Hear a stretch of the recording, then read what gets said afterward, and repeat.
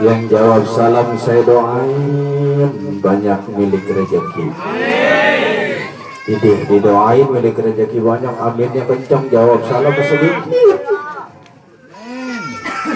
Ini rasa-rasanya gara-gara Harkonas, gara-gara hari kondangan nasional rezeki kayaknya pada kebagi-bagi, betul?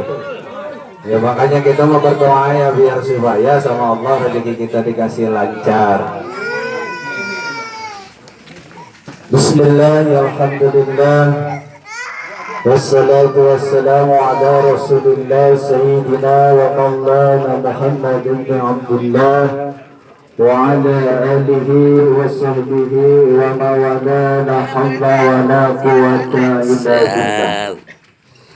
Aman nggak kantor? Faya ayyuhal hadirun ittaqullaha haqqa tuqatihi wa la tamutunna illa wa antum muslimun. فقد قال الله تعالى في القرآن الكريم وهو أصدق القائلين أعوذ بالله من الشيطان الرجيم بسم الله الرحمن الرحيم لئن شكرتم لأزيدنكم ولئن كفرتم من عذاب لشديد العذاب.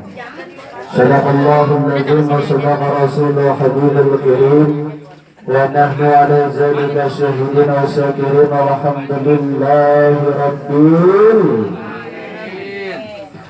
Hadratul Mukarram yang sama-sama kita hormati, yang sama-sama kita cintai, yang sama-sama kita muliakan, para alim ulama, para kiai, para haji, para ustadz, para asatidz, wabil khusus yang sama-sama kita muliakan, guru-guru kita yang malam ini hadir di acara ini. Mudah-mudahan ustadz-ustadz kita, kiai-kiai kita, Allah panjangkan umurnya, amin. Allah sehatkan badannya, amin. Allah murahkan milik rezekinya, amin. Dan mudah-mudahan ditambah-tambah agar selalu istiqomah, amin ya rabbal alamin. Dan yang saya hormati sahibul bait sekeluarga, kita doakan sahibul bait sekeluarga, semoga Allah kabul hajatnya, Allah murahkan milik rezekinya, dan yang paling utama mudah-mudahan selalu diberikan kesehatan oleh Allah Subhanahu wa taala. Dan yang saya hormati bapak-bapak jamaah yang hadir di sini, yang enggak saya sebutin satu persatu, namun tidak mengurangi rasa hormat dan ta'zim saya. Mudah-mudahan kita semua yang hadir di tempat ini semuanya Allah berikan keberkahan, amin ya rabbal alamin. Para jamaah yang dirahmati oleh Allah Subhanahu wa taala, puji syukur hanya milik Allah Rabbul Ghafur. Salawat serta salam mudah-mudahan senantiasa tercurah limpahkan kepada junjungan alam, yakni Nabi besar kita, Habibina wa Syafi'ina wa Maulana Muhammad, pada keluarganya, kepada sahabat-sahabatnya, dan yang mudah-mudahan kita semua yang hadir di sini diakui sebagai umat baginda Rasul. Kelak di yaumil qiyamah nanti kita mendapatkan syafaatul uzma dari baginda Rasulullah sallallahu alaihi wasallam. Amin ya Allah ya Rabbal. Ini mah saya juga hitung-hitung idhar surur kehadusan ini. Enggak bakal lama, tenang aja Pak, karena emang udah malam ya. Udah dari tadi Pak ya. Kalau saya ntar kelamaan, takutnya berangkat keburu basi. Benar. Ini soalnya setuan rumah nih masak dari pagi. Walaupun nggak dari pagi, minimal habis johor dia masak. Kalau kita makan jam 11 atau jam 12, rasa-rasanya berangkat rada lain. Udah ini mah, makanya saya juga nggak banyak. Yang penting mah hitung-hitung idhol surur, dan juga di sini karena banyak guru-guru saya, ini mah saya mohon maaf bukan berarti menggurui, anggap saya lagi muhadoroh. Udah jong-jong nih bapak mengerokok, ngopi, makan silakan jamuan yang dihidangkan. Anggap aja udah saya lagi ngecaprak, udah pak. Bukan ceramah ini mah ngecaprak. Beda kalau ceramah mah ngaji, ini mah ngecaprak. Udah apa ya ini mah. Ini malam Sohibul Bait punya acara syukuran. Syukuran karena Sohibul Bait dikasih titipan oleh Allah, yang mana titipan tersebut adalah berupa calon anak. Karena ini acaranya walimatul hamil atau walimatul 7 bulanan Pak ya. Ada yang 4 bulanan, ada yang 7 bulanan. Itu Pak, sebelum bayi ada di dalam kandungan ibunya, ini nih kita semua nih yang hadir malam ini di sini, sebelum kita lahir ke alam dunia, kita dulu hidup di alam ruh. Kita hidup di alam ruh.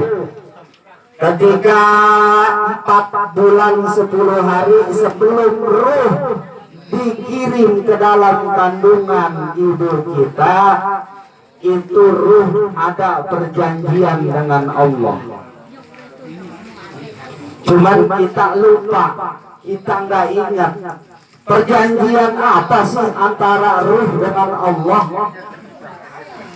Ditanya ruh sebelum dikirim atau sebelum ada di dalam kandungan ibu kita, itu ruh ditanya sama Allah. Apa kata Allah? Wahai ruh, apakah kamu mengakui bahwa aku Rabbmu, bahwa aku adalah Allah yang menciptakanmu?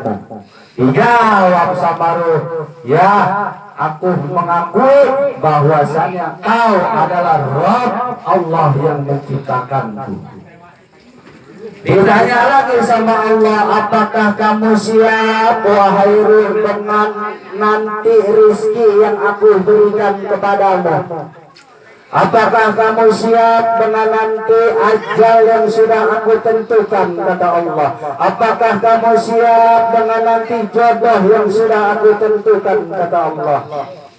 Apakah kamu siap dengan nantinya penyakit yang akan aku berikan? Dijawab ya, iya dan iya oleh ruh. Barulah setelah pertanyaan dari Allah kepada ruh, disitulah baru ketika usia kandungan ibu kita 4 bulan 10 hari, barulah ruh ditiupkan ke dalam kandungan ibu kita. Makanya cara mendidik anak itu terbagi.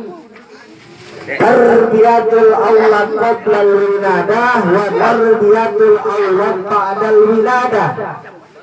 Jadi ada cara mendidik anak sebelum lahir dan ada cara mendidik anak setelah lahir. Lalu gimana cara kita mendidik anak sebelum lahir, anak yang masih ada di dalam kandungan ibunya? Nih, buat suaminya nih yang istrinya lagi mengandung, ayo didik anak. Gimana cara mendidik anak yang ada di dalam kandungan? Itu anak yang ada di dalam kandungan, apalagi sekarang usianya udah 7 bulan, mungkin bahkan 8 bulan, itu anak udah bisa ngerti di dalam kandungan, udah bisa mendengar apa yang diucapkan oleh kedua orang tuanya. Makanya RT jaja nih, kalau gini lagi lahir nih, itu cara mendidik anak dalam kandungan, banyak-banyak bacain sholawat, elus perutnya nih, usap-usap, bacain alam nasro kalau emang bisa. Kalau emang nggak bisa, banyak-banyakin baca sholawat. Itu adalah salah satu cara mendidik anak ketika sebelum lahir. Udah tuh, didik anak, bacain sholawat, bacain alam nasro, usap perutnya ke atas ke bawah RT, usap perutnya ke atas ke bawah, ke atas ke bawah. Ini mah kadang-kadang ngelus-ngelus perut ini, ke atas ke bawah, ke atas ke bawah, kagak balik-balik lagi. Bang Cibeng kemana itu tangan? Iya, jadi ngelus-ngelus perut gini kata dia, mari baca sholawat. Sholawat mau udah di stop itu, tangan nggak balik-balik lagi ke atas. Tuh. Jadi anak dengan cara kita membaca banyak baca sholawat dan memperbanyak baca ayat suci Al-Qur'an. Itulah cara mendidik anak ketika ada di dalam kandungan. Dan ketika usia kandungan 7 bulan, 8 bulan, 9 bulan, 10 hari, biasanya orang kita mayoritas melahirkan 9 bulan 10 hari. 9 bulan 10 hari. Tuh makanya nih Bang, nih biasanya kalau bini lagi hamil banyak pantangannya, benar. Kalau kata orang dulu Pak, banyak pantangannya. Kalau bini lagi hamil jangan mau mandi anduk digubet-gubet di leher. Ntar lu anak lu hari-harinya ngelilit, bener. Ini orang dulu Pak, bener omongannya begitu. Nih lu ntar kalau bini pengen lahirannya lancar, no comberan lu korek-korek. Bener nggak? Orang dulu coba omongannya Bang. Korek-korek comberan biar airnya lancar supaya ntar lu lahirannya lancar katanya. Itu mah ilmu orang dulu, tapi bener Bang, kenyataan ilmu orang dulu Bang. Lu kalau punya anak nggak boleh sembarangan, kadang-kadang ngecek sebelah doang, sebelah ditinggalin, jangan lu, ntar anak lu belang. Bener nggak?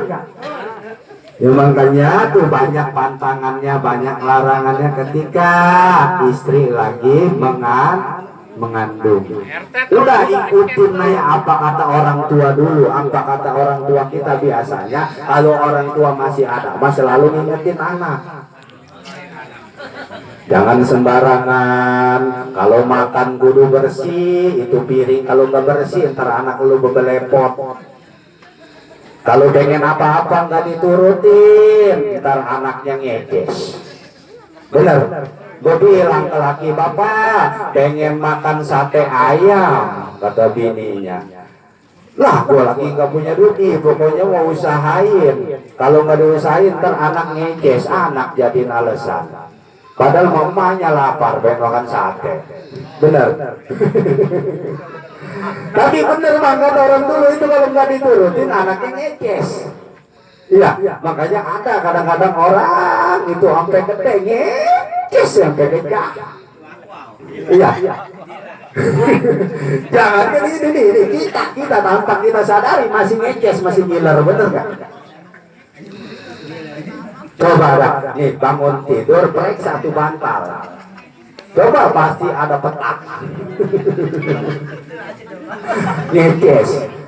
Tuh makanya udah turutin aja. Kalau emang bini lagi mengandung pengen makan rambutan, kasih rambutan. Pengen makan sate ayam, kasih sate ayam, turutin. Mungkin bisa jadi itu keinginan anak yang di dalam kandungan, dan bisa jadi juga karena emaknya lapar. Tuh kadang-kadang kan ada bini kalau lagi ngandung itu pengennya sama laki. Ya. Kadang-kadang ada yang bini ketika ngandung sama laki gedak kayak melihat muka laki sibuk kayak. Ada yang begitu.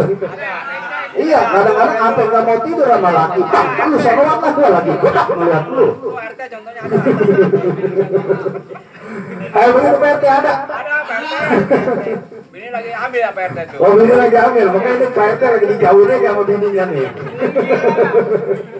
Udah nanti dihalang-halangin ya PRT. Iya, yang penting mah jangan lupa tuh kalau bini lagi hamil banyakin baca sholawat, usap-usap perutnya, banyakin baca ayat suci Al-Qur'an.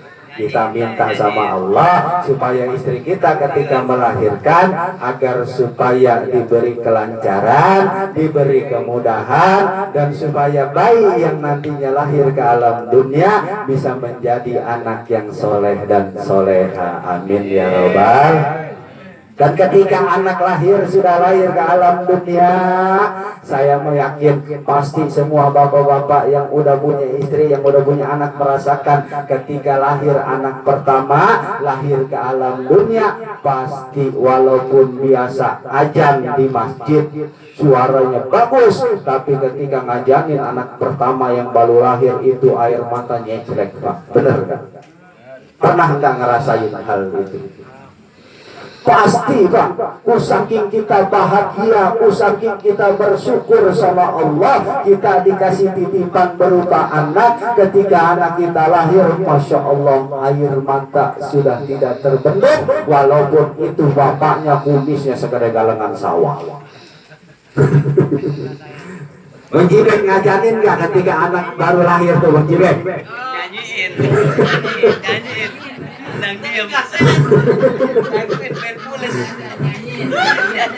Ini mah anak begitu lahir bukan diajarin, kata dia, kuda yang mana Tuhan senangi, kuda yang putih di dalam kandang, begitu aja Pak. Janda mana Allah karim. Tuh, walaupun sebodoh-bodohnya kita, nggak bisa ngajinya kita, minimal kita ketika anak lahir bisa ngajar. Insya Allah. Makanya nih yang belum bisa ajan, belajar ajan dari sekarang.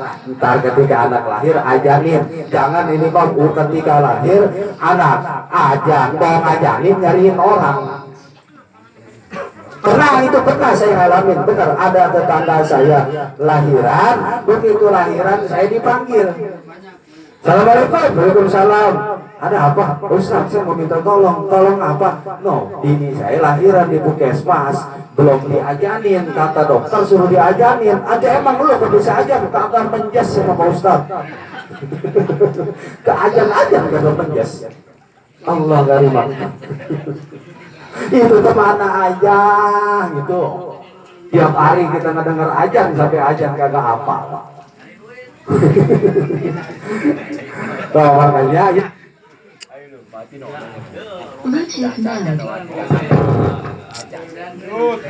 Iya emang gini, rada-rada ini ongkoh ini salonnya ya.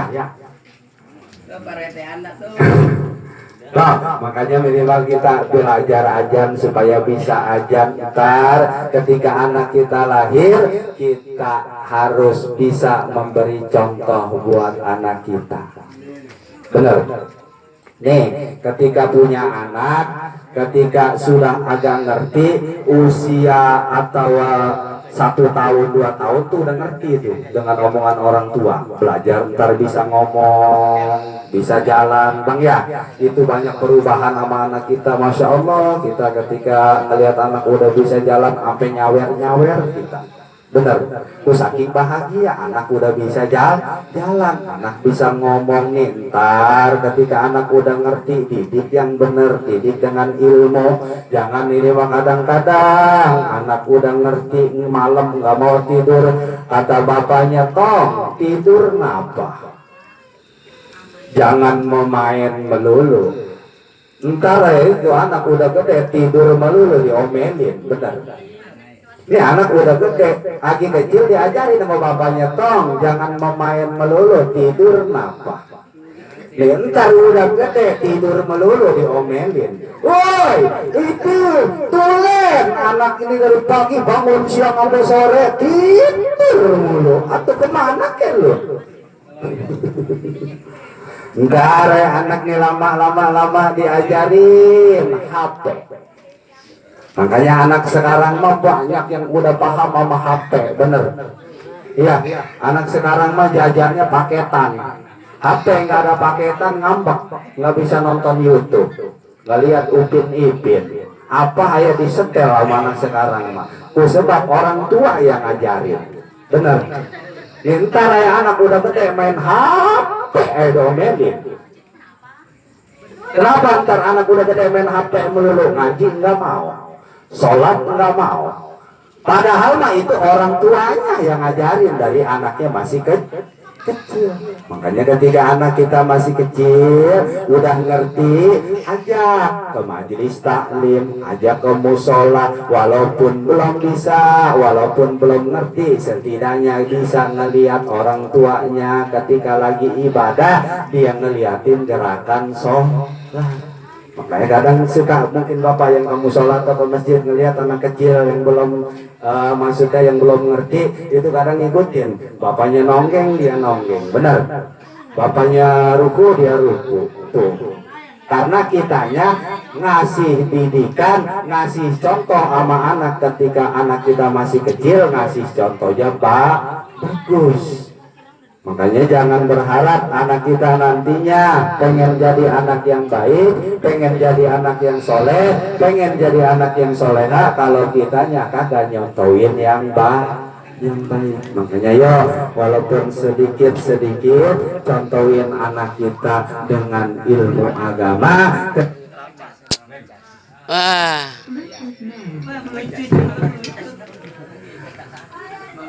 Ini terus tahu dah. Terutama kasih contoh buat anak kita, contoh.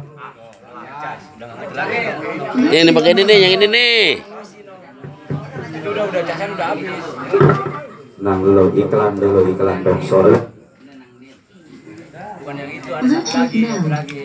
Ini nih yang hitam. Tuh. Yang ini Tuh. cek.